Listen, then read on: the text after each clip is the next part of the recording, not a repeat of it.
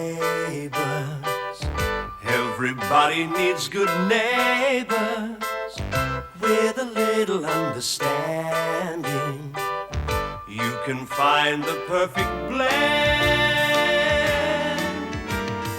Neighbours should be there for one another.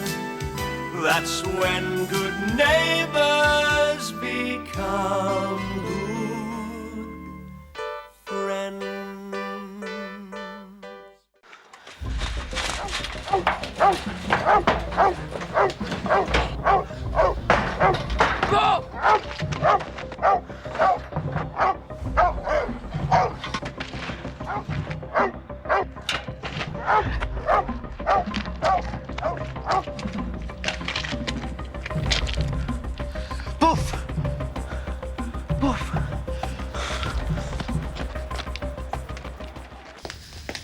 Todd's not in his room. He's probably seeing mates. Ewan, he's not allowed to go out without permission. He knows that. Look, you were feeling terrific earlier. Hang on to that feeling. You don't suppose he might have run away, do you? The way things have been... hardly. Look how enthusiastic he was when you offered to take him to the movies.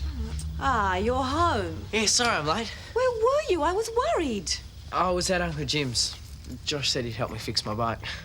I thought you didn't have the money for spare parts. Yeah, it was another job. No money involved.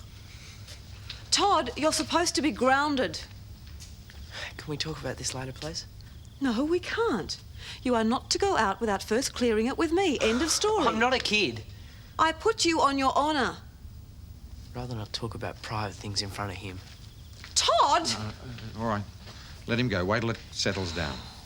Sometimes I feel like shipping him straight back to his mother. Look, I'd better go. Give you two a chance to have something like a normal evening.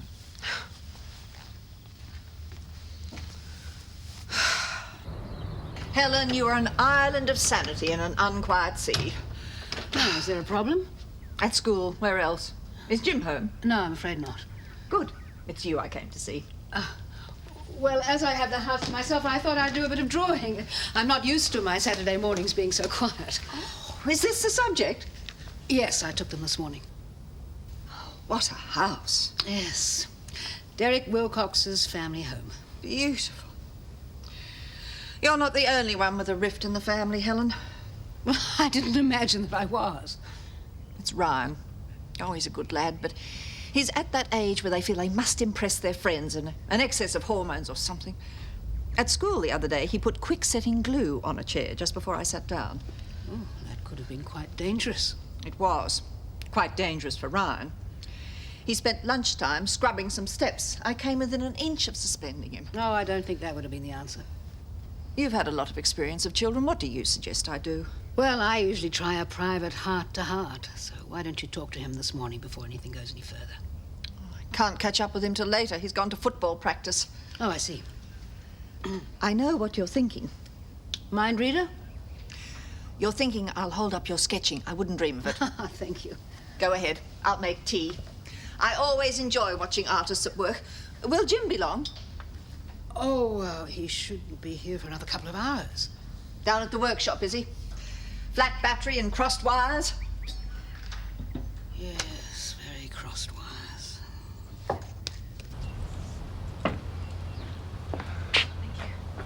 Today I'd like to talk about something a bit different.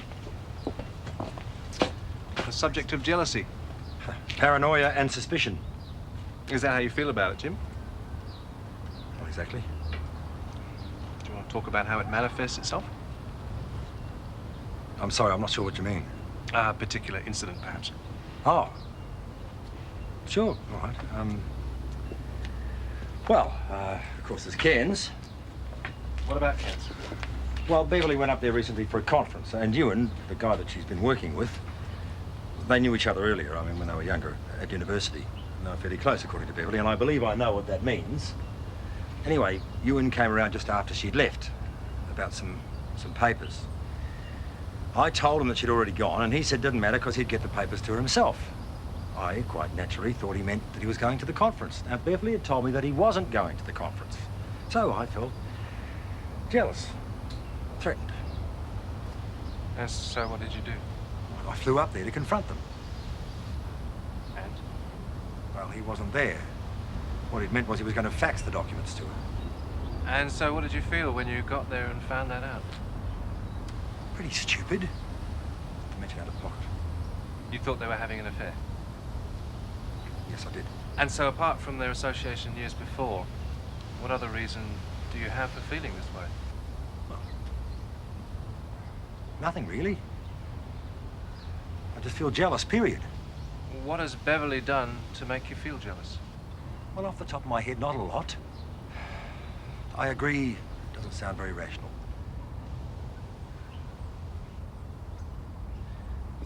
So where'd you take off to so quick last night? You're so fast, I didn't even see it. Hey, if you're so slow, that's your problem. You want everyone else to get grabbed just because you couldn't get off your mark? What if the guard got a look at us? The only one who got close enough to see us was the dog. Last time I talked to it, it couldn't talk back. So what happens now? Well, listen, I'm the one who needs an alibi. I'm on the sus list. Nobody knows you. So we were both here, right? All afternoon. No, Bev got home before I did. She knows I was out. Who else is there then? That mate of yours, Josh, will he cover for us? Look, do you want to end up in court? I'll see what I can do. I'm sure you will.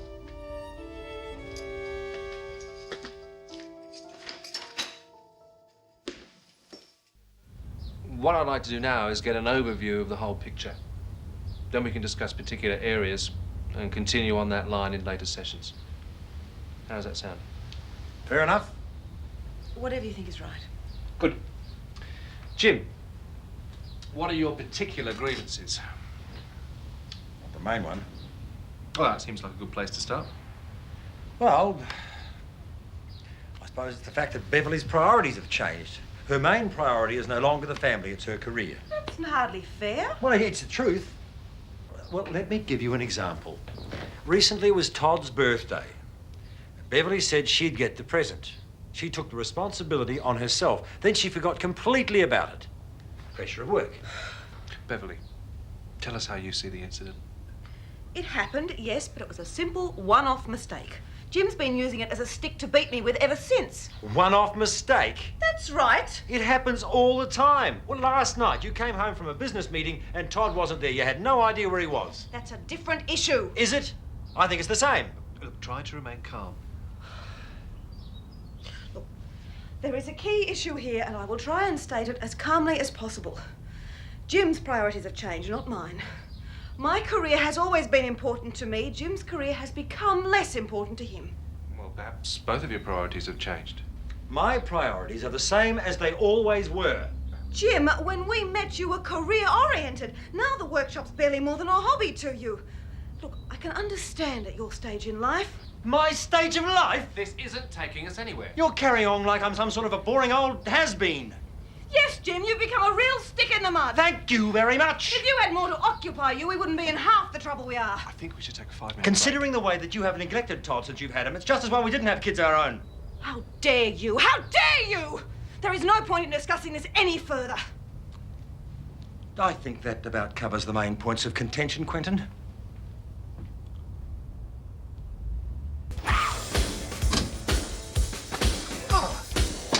Wanna watch the footy?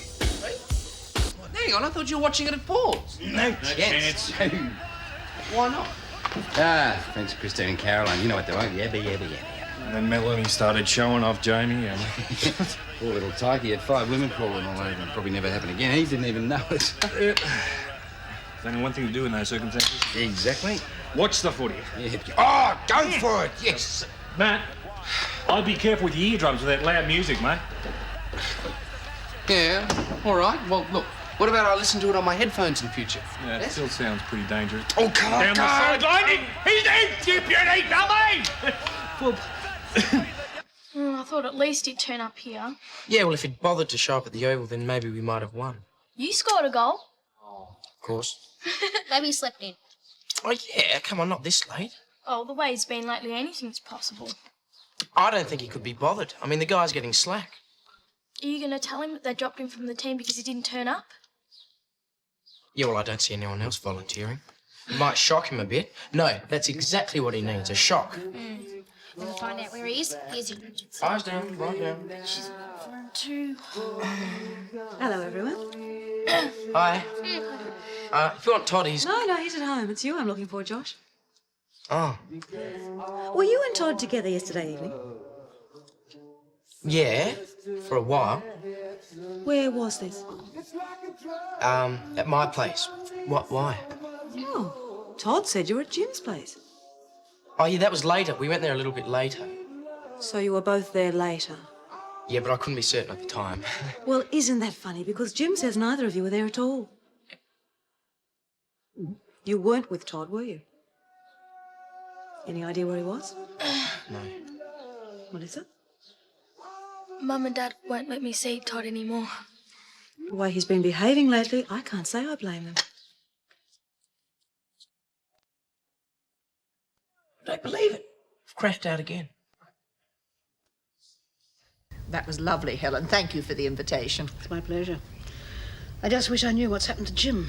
Oh, he's old enough and ugly enough to look after himself, so don't hold out on me any longer. What? I want to hear all about Derek Wilcox. Such as what? Is he rich, poor? Has he been married? And this illness, for instance. What exactly is wrong with him? Well, there are some questions you don't ask someone you've just met. Then you're much less of a sticky beak than I am. I have a great nose for mystery. Don't worry, I can take a hint. Thank you, Dorothy. I've enjoyed our chat. Good. Goodbye. Goodbye.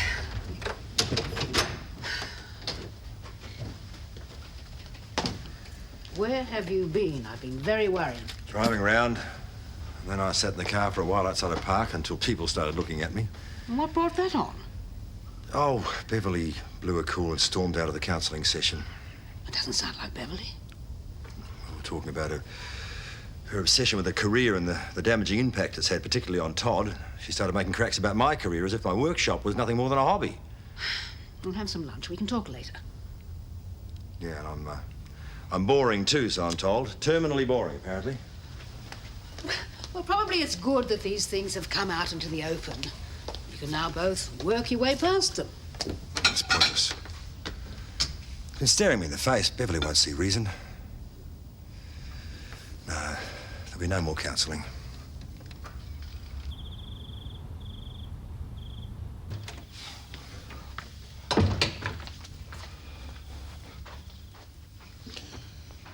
Sounds like the little fella got off to sleep all right then, eh? Yeah. Sounds like all that female attention's knocked him for 6. Okay. We got 3 medium pizzas. 1 marinara, 1 Four Seasons, and 1 ham and pineapple. Dig in, we can swap...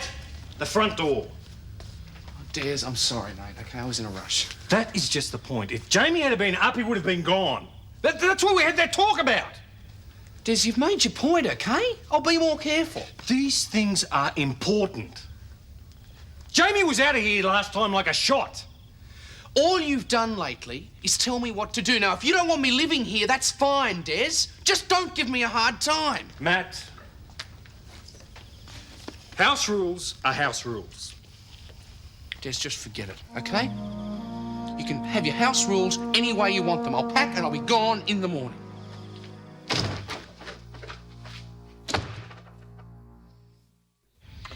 Okay, but listen. Move out if you want, but not over some stupid misunderstanding, Matt. I mean, at least clear that up first, eh? So this is a misunderstanding, right? Oh, let's call it a breakdown in communications then. That's right, Matt. You know me, when it comes to being heavy-handed, I am the original sack of potatoes. It's just that when Jamie went missing that time, well, it freaked me out and I've become a little bit overprotective. See, Melanie is a natural with kids, and Mike, well, he was here right from the moment Jamie was born. So, you see, when somebody new moves in, Des gets a little, bit uptight. Yeah. Look, I understand about Jamie, but what about all the other stuff? What other stuff? Well, my music, for a start. What about the music? Well, you're always making cracks about it, blowing everybody's eardrums out. I wasn't serious. Yeah, but Des, I was getting that from Mum, you know? I don't need to move in here and get it from you as well. Play any music you like. I don't care. As long as it's not too loud when Jamie's asleep.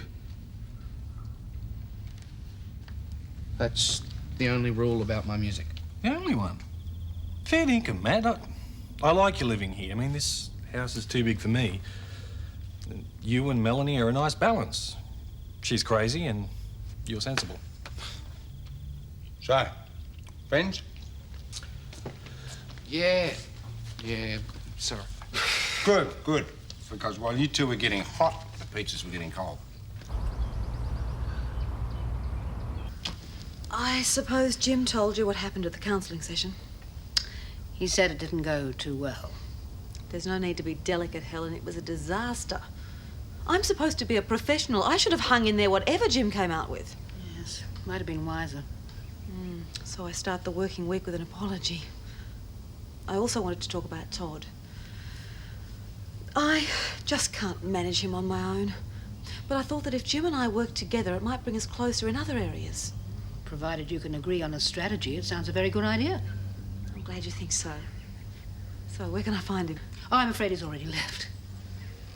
Humble pie's coming in king-size slices today.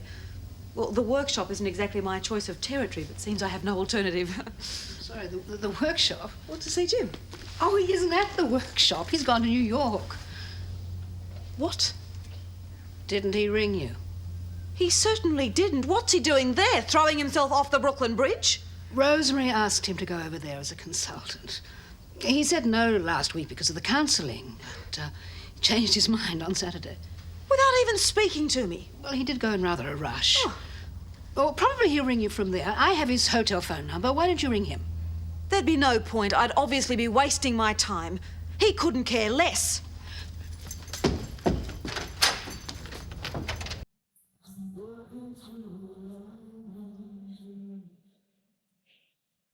Oh, don't tell me they roped you in. Yeah. I got the morning off. Good for you. That bike of yours, reckon we can fix it today? Carby's still at my place. Nah, Beth found out that I've been wagged. She's gonna check on me today for sure. She'll never know. Too busy with her boyfriend. Cannon. Back in a sec, gotta talk to these guys. G'day. Thought I'd find you here. Today's not Saturday, remember? Today's Monday. We lost the game on Saturday. Yeah, I'm sorry about that. We lost the game because you couldn't get there. I said I'm sorry. Hi, Melissa. What have you been doing? Nothing much. Well, I haven't seen you around. Mum's bandits, you know that. Yeah, but it didn't stop us last time. Hey, I'll talk to your dad if you want. No, he's overseas. Well, that's even better. I can always get around your mum, no worries. Oh, not this time. I think she's really made up her mind. Your Aunt Bev gave me the 3rd degree. I tried to cover up for you, but as per usual, the doc was on me. Yeah, she gave me a big lecture and grounded me. But I'll still go out if I want to. What was that all about? Yeah, was I supposed to be your partner in crime or something? It's a long story.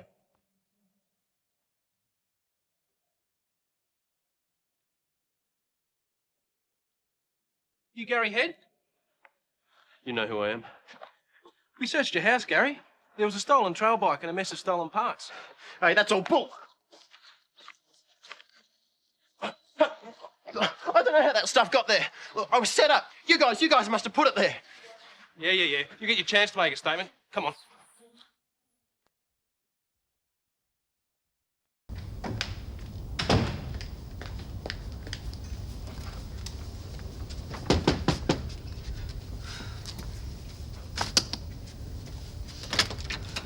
Morning, Bev. Morning. I've got some great news for you. Oh, good. I could use some good news, even if it is someone else's, but you'll have to be quick, Ewan. I'm due in surgery. I've been offered a job in Perth. The director of a special new wing for elderly patients. You'll be able to put our research into practice. That is wonderful news. And you deserve it, Ewan. It's a fantastic opportunity.